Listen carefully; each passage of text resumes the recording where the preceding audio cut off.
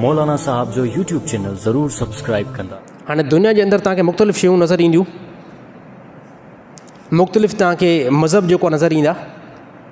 ईसाई मज़हब तव्हांखे नज़र ईंदो, यहूदी मज़हब तव्हांखे नज़र ईंदो, हिंदू मज़हब तव्हांखे नज़र ईंदो। दुनिया के अंदर सवनि जी तादाद में मज़हब आहिनि। हे सभु मज़हब तव्हांखे नज़र ईंदा। हर हिकु मज़हब तव्हांखे पंहिंजे तरफ़ छिकण जी कोशिशि कंदो। पोइ अलाह ताला क़ुरान हकीम में हिकु ॻाल्हि ख़ासि करे छॾी, उनखे ॿुधो, उनखे उन आयतुनि खे गौर सां ॿुधो। अलाह ताला छा फ़रमायो, इन दीन इंदल्लाहिल इस्लाम।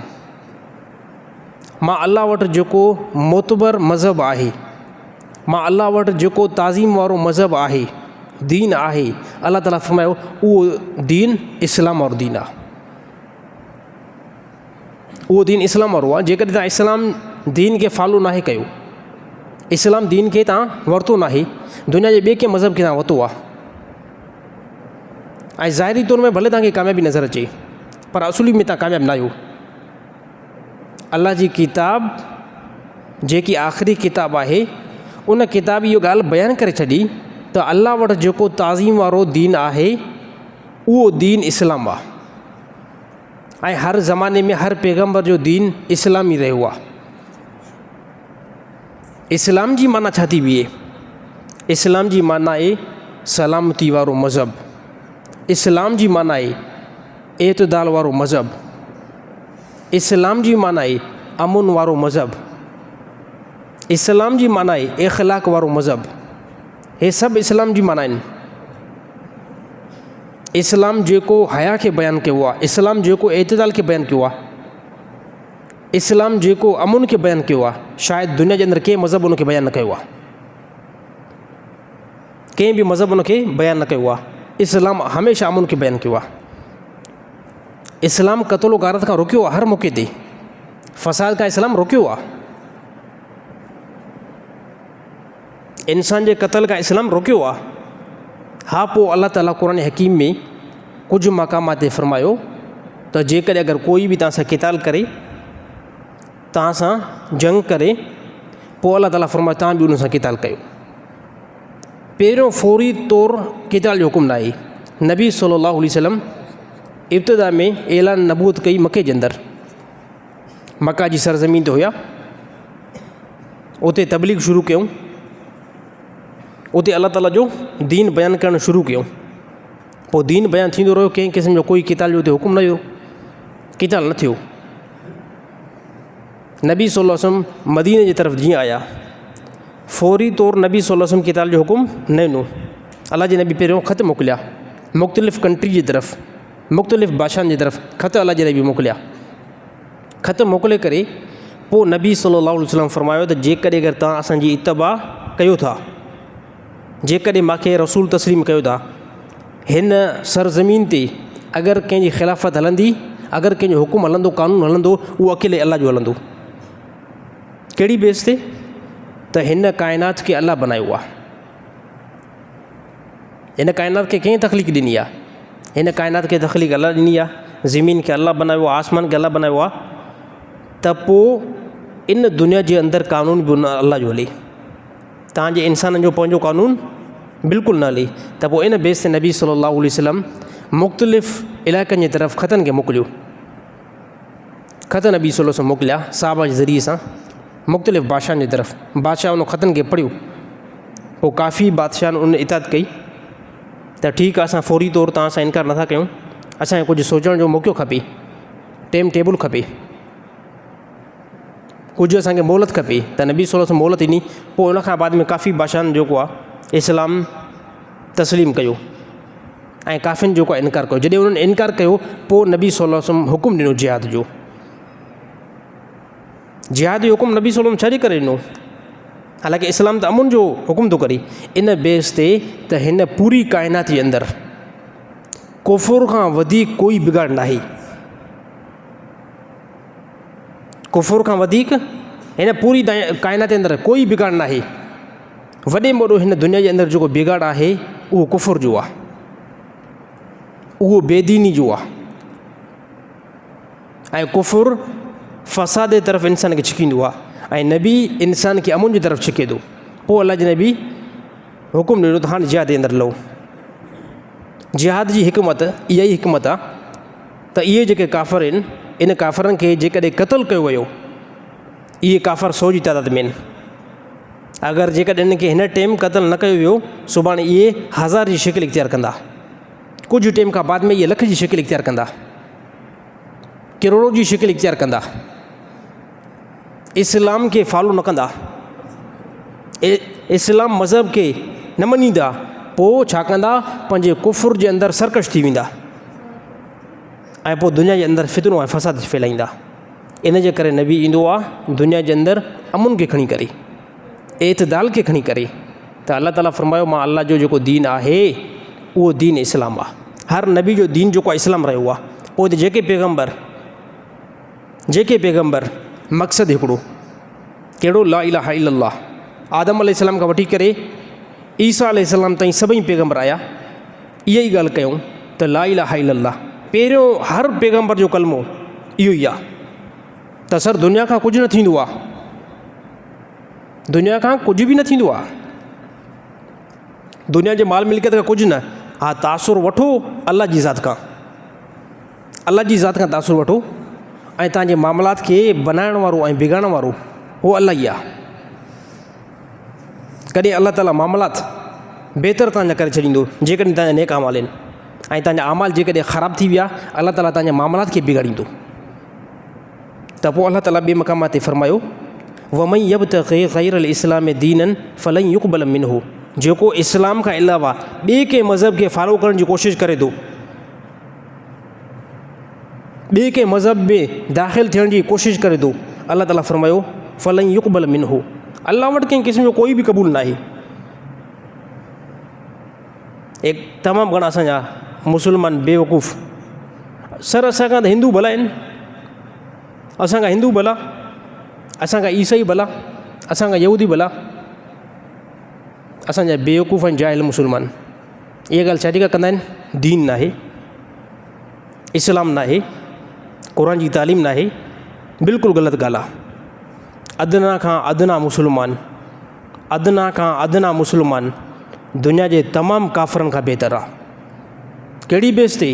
हिन जो हिकु अक़ीदो आहे, भले गुनाह आहे, भले हिन जे अंदरि गुनाह आहे, हिन जो हिकु अक़ीदो आहे, हिन पूरी काइनात जे अंदरि अल्लाह अकेलो आहे, हिन पूरी काइनात जे अंदरि रसूलुल्लाह सल्लल्लाहु अलैहि वसल्लम आख़िरी नबी आहे, जेकी किताब असां वटि पई आहे हे अल्लाह जो कलाम आहे। त इहो मुस्लमान दुनिया जे तमामु काफ़रनि खां भलो आहे। बाक़ी रहियो मसइलो साईं, अॼुकल्ह हिंदू जेको आहे वॾी ईमानदारी कनि था, ऐं हिंदू जेको आहे एतिरो ज़ुल्म नथा कनि, ऐं मुस्लमान तव्हांजे शहदाकोट जे अंदरि वॾो ज़ुल्म था कनि। त मां इहा ॻाल्हि थो कयां, मज़हब खे जेकॾहिं ॾिसणो आहे, मज़हब खे जेकॾहिं ॾिसणो आहे, हिन ज़माने जे के मुस्लमान खे न ॾिसबो, हिन ज़माने जे के मुस्लमान खे न ॾिसबो, इस्लाम खे जेकॾहिं ॾिसणो आहे, इस्लाम ॾिसूं कहिड़ो मज़हब आहे, त असां इहा ई ॻाल्हि कयूं था, फौरी तौरु रसूल जी ज़ात खे ॾिसो। हे कहिड़ी ॻाल्हि आहे त हे ॾिसो यार मुस्लमान व्याज थो हलाए। असां जेको ईमान आंदोसीं, असां जेको ईमान आंदोसीं, जेको व्याज मुस्लमान हलाए थो, इन खे ॾिसी करे थोरी असां मुस्लमान थियूं, इन करे मुस्लमान थियूं। को जेको मुस्लमान व्याज थो हलाए त इन जे मथां ईमान आंदो आहे, इन खे ॾिसी करे मुस्लमान थियूं? न, बिल्कुलु न, बिल्कुलु न। असां अल्हम्दुलिल्लाह मुस्लमान आहियूं। असां मुस्लमान कहिड़ी बेस ते आहियूं? असां रसूल जी ज़ात खे ॾिठो आहे, असां सहाबा जी ज़ात खे ॾिठो आहे, असां ताबईन खे ॾिठो आहे, असां उनजी ज़िंदगी ॾिसी करे असांखे यकीन थी वियो दुनिया जे अंदरि फलाइत वारो मज़हब इस्लाम आहे। बाक़ी हिन टाइम साईं शहदाकोट जे अंदरि तमामु हिंदू अदल इंसाफ़ सां हलनि था, हेठां ई वठी करे हलनि था, कंहिं क़िस्म जो कोई बि फ़साद न आहे। मुस्लमान वॾो फ़साद था कनि। मां चवंदो हिकिड़ी ॻाल्हि थोरो सोचो, हिकिड़ी ॻाल्हि थोरो ज़हन में रखो, हे असांजो जेको, हे असांजी जेकी कंट्री आहे इस्लाम, हे मुस्लमान जेको मुल्क आहे पाकिस्तान, इन जे अंदरि अक्सीरत असां मुस्लमाननि जी आहे। इन जे अंदरि अक्सीरत कंहिंजी आहे? असां मुस्लमाननि जी आहे। हिंदुनि खे ख़बर आहे, हिंदुनि खे ख़बर आहे त हिते पावर मुस्लमाननि जो आहे, हिते ताक़त मुस्लमाननि जी आहे, इन बेस ते हिंदू हेठां ई वठी करे हलनि था, गैर मुस्लिम हेठां ई वठी करे हलनि था। जेकॾहिं इन्हनि जो असुली मुंहुं ॾिसणो आहे, हिंदुनि जो जेकॾहिं असुली मुंहुं ॾिसणो आहे, हिंदुस्तान जे अंदरि वञी करे ॾिसो, हिंदुस्तान जे अंदरि वञी करे ॾिसो। हितां वारो हिंदू जेकॾहिं अगरि हिंदुस्तान वियो ऐं तव्हां मुस्लमान, तव्हां बि हिकिड़ो बंदो ओॾे वियो, पोइ ॾिसो त हो केतिरो ताक़त में आहे, पोइ ॾिसो त केतिरो हो फॉर्म में आहे। हाणे हिते असांजा नादान मुस्लमान, हे ॾिसो साईं हिंदू वॾो हिते एतदाल सां हले थो, केतिरो शरीफ़ आहे, एतदाल सां हले थो। जेकॾहिं एतदाल सां हले थो भली ॻाल्हि आहे, असां बि चऊं था एतदाल सां हले, असां बि चऊं था अमुन सां हले, पर मां चवां थो हिते ताक़त असां मुस्लमाननि जी आहे, हिते शहर जे अंदरि हुकूमत असां मुस्लमाननि जी आहे। इन बेस ते गैर मुस्लिम असां खां हेठि थी करे हलनि था।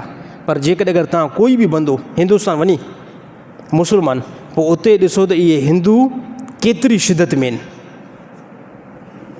त शिदत हिते ई चेक कंदा कयो। त तव्हां उते जॾहिं हिंदुनि जो रिएक्शन मुस्लमान जे मथां ॾिठो न, त पोइ तव्हां चवंदो त यार असां पंहिंजे इलाइक़े जे अंदरि हिंदुनि जे मथां त वॾो रम कंदा आहियूं। मां ईअं नथो चवां त हिंदुनि जा वञी करे घर ड्रायो, ईअं नथो चवां त उनजे कारोबार ते मां डाको हणो, उनजा पैसा खाओ, ईअं न आहे, बिल्कुलु ग़लति आहे, इंतिहाई ग़लति आहे। इस्लाम अमुन वारो मज़हब आहे। इस्लाम इहा ॻाल्हि कई त जेकॾहिं कोई बि अगरि हिंदू, ईसाई, यहूदी तव्हांजे इलाइक़े में रहे थो, तव्हांजे पड़ोस में रहे थो, तव्हांजे महले में रहे थो, इस्लाम हुकुम कयो हाणे इन जी जान माल जी हिफ़ाज़त तव्हां मुस्लमान जी हिफ़ाज़त में आहे, इन जी जान ऐं माल जी हिफ़ाज़त तव्हां मुस्लमाननि जी ज़िमे में आहे, कयो इन जी मिल्कियत जी हिफ़ाज़त आणी। असांजा कुझु ॿिया बि, अञा हिकिड़ी ॻाल्हि ॿी बि खोलींदुमि, असांजा कुझु जाहिल ऐं बेवकूफ़ मुस्लमान ॿिया बि आहिनि, उहे वरी इहा ॻाल्हि कंदा आहिनि हिंदुनि जे माल खे लुटियो, हिंदुनि जे पैसा चोरी कयो, कंहिं क़िस्म जो कोई बि टेंशन न आहे, हिंदुनि खे कुटियो, कंहिं क़िस्म जो कोई बि जेको मसइलो न आहे, हिंदुनि जो पैसो खाइणु दुरुस्त आहे, सवाबु आहे। वॾी जहालत इहा, वॾे मोॾी इहा जहालत आहे। इस्लाम इन शयुनि जो सर दर्स न ॾिनो आहे, इस्लाम इन शइ खां रोकियो आहे। जीअं तव्हां मुस्लमान जो पैसो खाओ, चोरी करे, डाको हणी करे, ज़बरदस्ती करे मुस्लमान जो पैसो खाओ, उहो पैसो हराम आहे। जीअं चोरी कबो आहे, कंहिं मुस्लमान जा पैसा चोरी करे, मुस्लमान जे मथां हथियार रखे करे उनजा पैसा लुटमार करे, त इस्लाम ॿुधायो त मुस्लमान पैसा खणे, इहे पैसा खणणु उन जे लाइ हराम आहिनि, नाजाइज़ आहिनि। सेम इस्लाम ईअं बि बयानु कयो, सेम ईअं ई दुनिया जो कोई बि मज़हब वारो जेकॾहिं इंसानु आहे, उन जा पैसा खणे बि ईअं हराम आहिनि।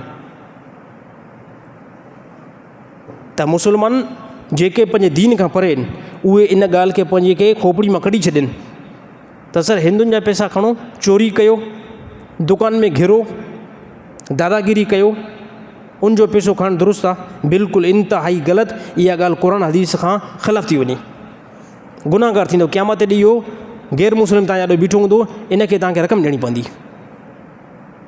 इनखे हक़ु न ॾियणो पवंदो।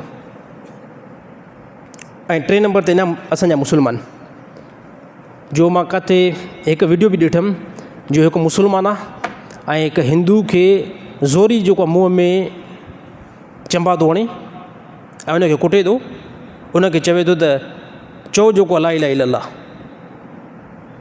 चओ ला इलाहा इल्लल्लाह, कलमो भर, पंहिंजे भॻवान खे गार ॾे। हालांकि इहा ई सेम इहा ई ॻाल्हि हिंदुस्तान जे अंदरि हिंदू बि मुस्लमान सां इहो शेयर कंदा आहिनि। हिंदुस्तान जे अंदरि हिंदू बि सेम इहो ई रिएक्शन मुस्लमान जे मथां बि कंदा आहिनि। मुस्लमान खे उते ईअं ई कुटे करे चवंदा आहिनि त तव्हां चओ त असां मुस्लमान न आहियूं, चओ त असांजो भॻवानु जेको आहे ज़िंदाबाद। इहा सेम इहा ई ॻाल्हि हिंदुस्तान जे अंदरि हिंदू बि कंदा आहिनि, मुस्लमान जे मथां अहिड़ो जबर कंदा आहिनि। ऐं हिते कुझु मूंखे ॾिसण में आयो, हिते असांजा मुस्लमान बि कुझु वीडियो जे अंदरि हिकु हिंदू खे ठहकी मार थो ॾिए, हिंदू खे मार थो ॾिए, हिंदू खे कुटकुट ॾिए थो ऐं हिंदू खे चवे थो चओ ला इलाहा इल्लल्लाह, चओ त तुंहिंजो भॻवानु अहिड़ो तेड़ो, चओ चओ त असांजो भॻवानु अहिड़ो ज़लील आहे त मां चवां थो हे वॾे में वॾी जहालत आहे, हे दीन नाहे, हे इस्लाम नाहे। अलाह जो कसम आहे इहो दीन नाहे। दीन इस्लाम कंहिंजे मथां जबर न कयो आहे। दीन इस्लाम कंहिंजे मथां जबर नाहे कयो, बल्कि इस्लाम हिकु आज़ादी ॾिनी। जेकॾहिं कोई बि दुनिया जो इंसानु मुस्लमान थियणु चाहे थो, अल्हम्दुलिल्लाह मुस्लमान थी। ऐं जेकॾहिं अगरि मुस्लमान थियणु नथो चाहे, मुस्लमान जे मुल्क में रहणु चाहे थो, त मुस्लमान जे रूल खे फॉलो करिणो पवंदो। उनखे मुस्लमान जो जेको रूल हूंदो, कानून हूंदो, उन हिंदू खे उहो रूल ऐं कानून तस्लीम करिणो पवंदो। पोइ इहो हिंदू असां वटि रही सघे थो। इहो इस्लाम जेको आहे बयानु कयो। बाक़ी हे जेके बि ॻाल्हियूं मां बयानु करे चुको आहियां, हे सभु जहालत आहे। इस्लाम हिकु वाहिद मज़हब आहे जंहिंजी फ़ज़ीलत रसूलुल्लाह सल्लल्लाहु अलैहि वसल्लम बयानु कई। अल्लाह जे नबी फ़रमायो, दुनिया जो कोई बि गैर मुस्लिम इस्लाम में जेकॾहिं अचे थो, पोइ फ़रमायूं अनल इस्लाम यहदिमु मा कान क़ब्लहू।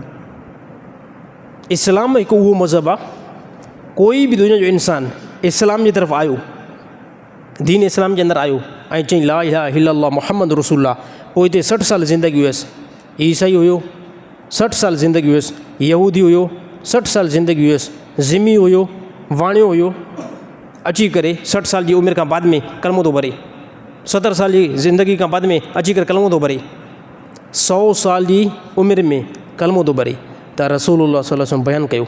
अल्लाह जे नबी फ़रमायो अनल इस्लाम यहदिमु मा कान क़ब्लहू। इस्लाम खां पहिरां जेके बि तव्हांजा गुनाह आहिनि, उनखे इस्लाम मिटाए छॾींदो आहे। हे इस्लाम जी फ़ज़ीलत रसूलुल्लाह सल्लल्लाहु अलैहि वसल्लम बयानु कई। पोइ हिते जेके बि गुनाह हुया, जंहिंमें तव्हां अल्लाह जी नाफ़रमानी कई, शराब पीतो, तव्हां ज़िनाख़ोरी कई, तव्हां माण्हुनि सां क़तल रमी कई, जेके बि गुनाह आहिनि, इस्लाम जे आणण सां उहे सभु जेको आहे मिटिजी वेंदा आहिनि, टोटली मिटिजी वेंदा आहिनि। नबी सल्लल्लाहु अलैहि वसल्लम हिकु मरतबे कंहिं रेगिस्तान इलाइक़े जी तरफ़ जिहाद जी का तरतीब साहबा खे ॾियनि पिया, त जिहाद में कंहिं मौक़े में साहबा खे वञिणो हुयो, जिहाद में कंहिं मौक़े ते साहबा खे निकिरणो हुयो। त पोइ हिकु जेको आहे, यानी उनखे सवली सिंधी में असां चई सघूं था बकरार उनखे चइबो आहे जेको बकरियुनि खे जेको चारींदो वधे, असां उनखे धनार बि चई सघूं था। हिकु धनार ईअं आयो रसूलुल्लाह सल्लल्लाहु अलैहि वसल्लम मजलिस में, ऐं ॾिठईं त तमामु वॾा साहबा नबी सां गॾु पुछा कयनि तव्हांजो रहबर केरु आहे? साहबा इशारो कयो रसूलुल्लाह सल्लल्लाहु अलैहि वसल्लम तरफ़, फरमायो हे असांजो रहबर आहे। पोइ ॿराड़ी वारो माण्हू जे अंदरि सादगी इंतिहाई घणी हूंदी आहे। शहर वारो बंदो अमूमन होशियारु, ॿराड़ी वारो उनजे अंदरि सादगी ज़्यादा ईंदी आहे। उन पुछा कयो त साईं तव्हां छाजो हुकुम था कयो? त अल्लाह जे नबी फ़रमायो मां अल्लाह जो नबी आहियां ऐं मां हुकुम कयां थो त हिन पूरी काइनात जे अंदरि इबादत कई वेंदी अकेले अल्लाह जी, ऐं मां रसूल आहियां, मुंहिंजे मथां कलमो भरियो, ऐं जेके मां कुझु अहकाम ॿुधायो उन अहकाम ते लबैक चओ। पोइ हुन सोचियो त यार हाणे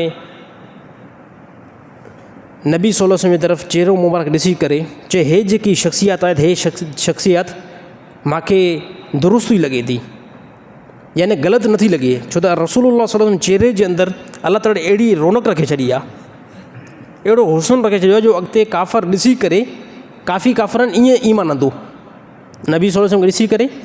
उन्हनि इहा ई फ़रमायो त असां ॿी का ॻाल्हि न ॿुधीसीं, सिर्फ़ु नबी सल्लल्लाहु अलैहि वसल्लम जो चहिरो मुबारक ॾिठोसीं ऐं असांखे यकीन थी वियो इहो चहिरो ग़लति नथो थी सघे, ऐं पोइ चवंदो ला इलाहा इल्लल्लाह मुहम्मद रसूलुल्लाह।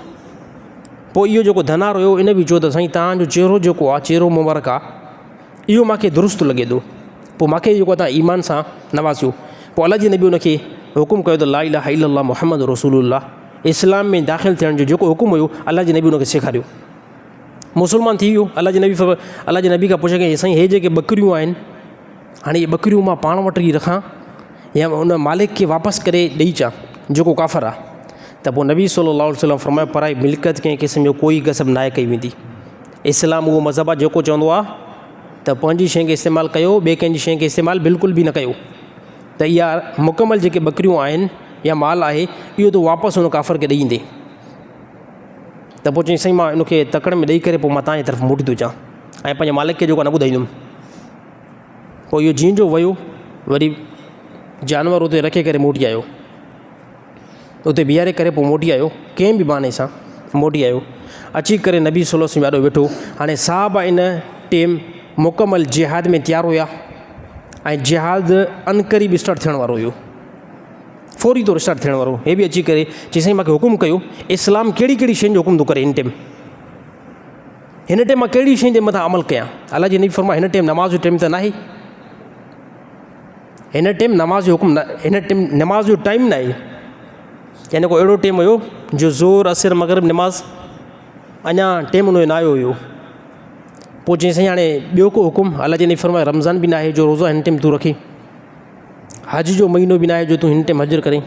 अलाह जी नबी फरमाए हिकिड़ी इबादत हिन टाइम हले थी, हिकिड़ी इबादत हिन टाइम हले थी।